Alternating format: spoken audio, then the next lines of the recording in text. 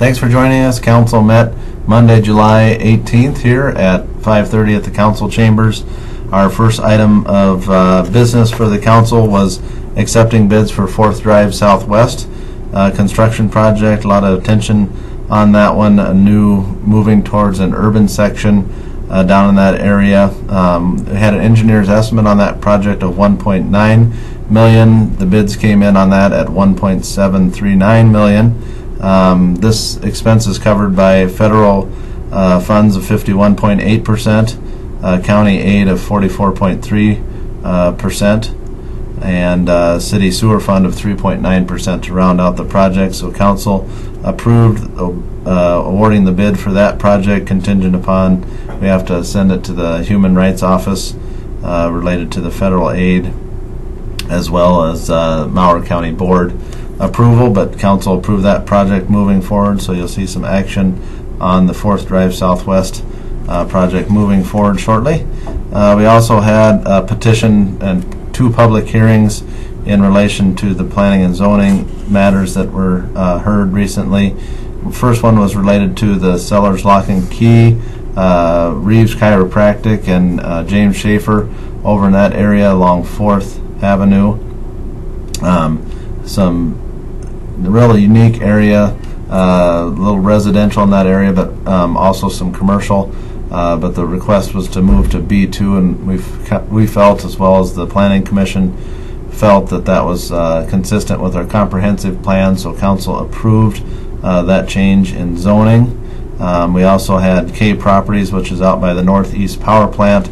They had a current storage unit facility out there, and they wanted to add some more units, and as a result we needed to change the zoning.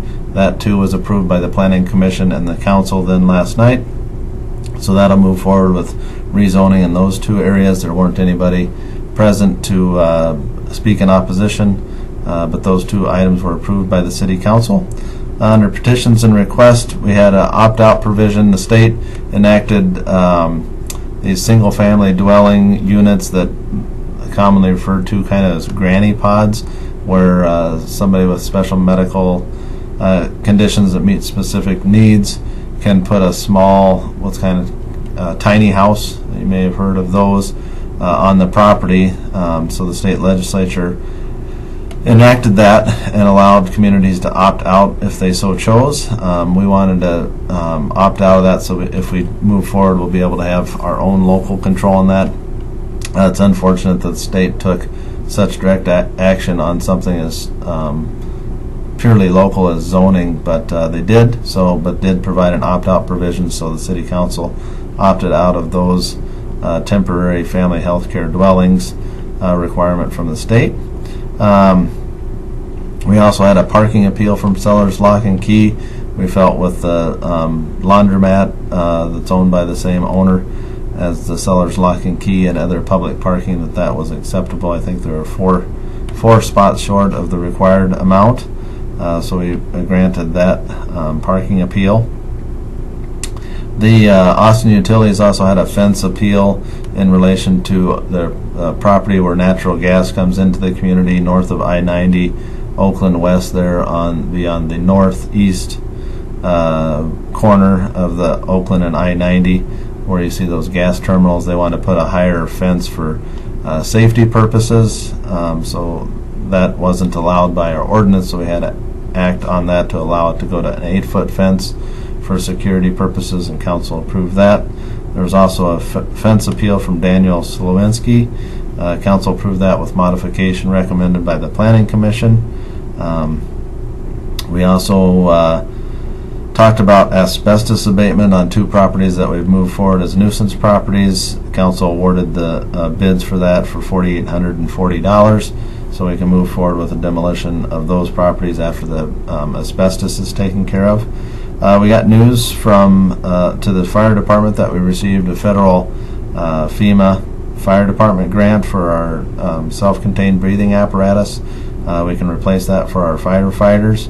The grant was in the amount of $206,777, and we have a local match of $20,677 to match that for a local match, but it was great to get that award from the FEMA. We had some donations to the city. And then we also had some change orders for the Nature Center, J.C. Hormel Nature Center, with a new interpretive center. A couple change orders. One was an addition of $1,800, and then the other was a deduct for $8,325. So council approved those changes. We also wanted to authorize submission of a 2017 point source implementation grant for Turtle Creek 2. This provides 50% cost share from the state for sewer extensions in that area, so we'll be able to submit that grant request for Turtle Creek 2. We had a couple properties that we granted authority to the Planning and Zoning Department for removal of junk.